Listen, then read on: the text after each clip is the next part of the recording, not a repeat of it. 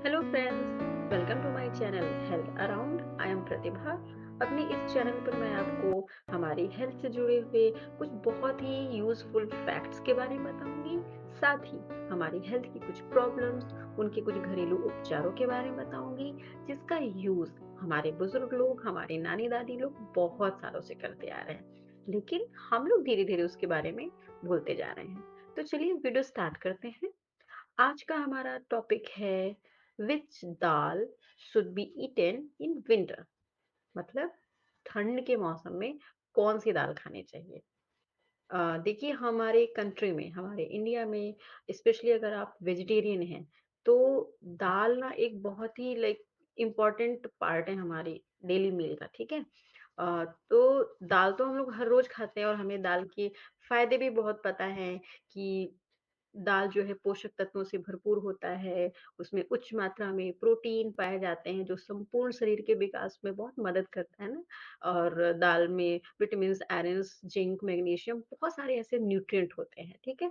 तो ये सबको पता है कि दाल जो है बहुत ही फ़ायदेमंद चीज़ है।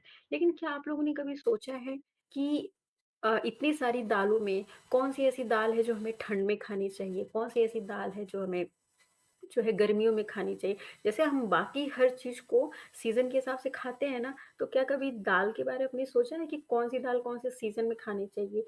ये ये जो क्वेश्चन है ना, ये आज की जनरेशन में हम लोग कर सकते हैं, क्योंकि पहले की जनरेशन में तो वो लोगों को पता ही रहता था। पहले क्या होता था ना कि हमारा जो खान-पान होता था हमारे बुज़ुर्ग लोग का, वो सीज़न के अकॉर्डिंग ही होता था।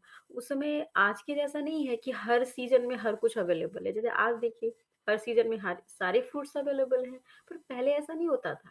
पहले हमारे जो बुज़ुर्ग लोग का जो खान-पान था, वो सीज़न के अकॉर्डिंग होता, तो उनको ये सब चीज़ों का कभी परेशानी का सामना नहीं करना पड़ा। लेकिन आज की डेट में हमें ये पता ही नहीं है कि कौन-सी सीज़न की कौन-सी चीज़ें हैं।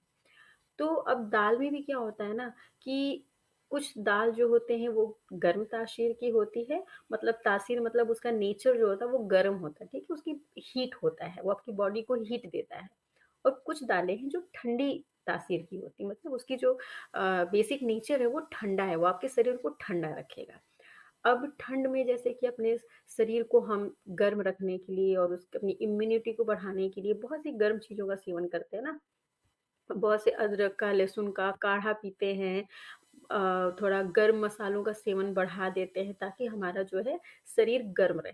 तो उसी के साथ हम अपनी डाइट में दालों को भी उसी अनुसार से अगर हम ऐड करें, जिससे कि हमारा शरीर गर्म रहे, तो हमारे लिए वो और भी बेनिफिशियल हो जाता है। तो इस वीडियो में हम देखेंगे कौन-कौन सी दाल है जो गर्म तासीर की होती है, जो हम ठंड में खाएँगे तो हमें बहुत ही फ़ायदेमंद रहेगा। तो चलिए देखते हैं। सबसे फर्स्ट है अरहर की दाल। अब अरहर की दाल तो हम हर सीज़न में खाते हैं, ठीक है? मानती हूँ मैं हर सीज़न में खाते हैं, लेकिन हमें ये पता तो नहीं था ना कि वो ठंडी तासीर की दाल होती है कि गर्म तासीर की। अरहर की दाल को तुअर की दाल के नाम से भी जाना जाता है। अरहर की दाल जो है आपको एनर्जेटिक रखने में मदद करता है। अरहर की दाल में विटामिन बी बहुत ज़्यादा होता है। सर्दी में अरहर की दाल खाने से शारीरिक विकास होता है, खून की कमी भी दूर करते हैं और इससे रोग प्रतिरोधक क्षमता भी बहुत बढ़ती है। इसलिए अपनी विंटर डाइट में अरहर की दाल को ज़रूर ऐड कीजिए। चलिए हम देखते हैं नेक्स्ट कौन-सी दाल है। नेक्स्ट है कुल्थी की दाल। कुल्थी की दाल के बारे में हम थोड़ा देख लेते हैं। सर्दी में शरीर को गर्माहट देने के लिए आप कुल्थी की दाल को अपनी डाइट में शामिल कर सकते हैं।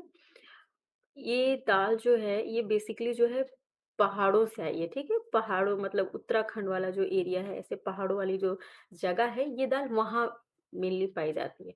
पर आजकल तो हर जगह अवेलेबल है, ठीक है? आपको मार्केट में मिल जाएगा, आपको ऑनलाइन भी मिल जाएगा। आजकल ये दाल हर जगह अवेलेबल है।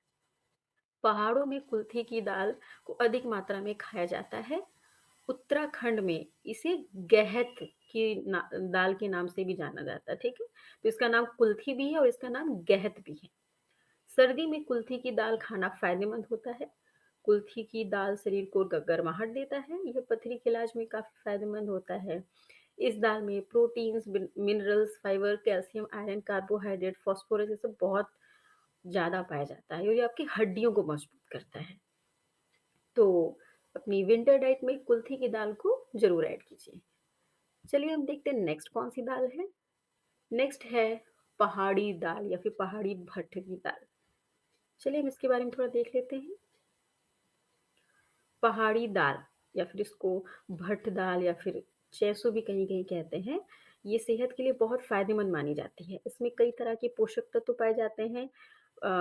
भट्ट दाल खाने से सेहत को बहुत सारे लाभ मिलते हैं। ये दाल जो है 2 तरह के होते हैं, काले भट्ट की दाल और सफ़ेद भट्ट की दाल।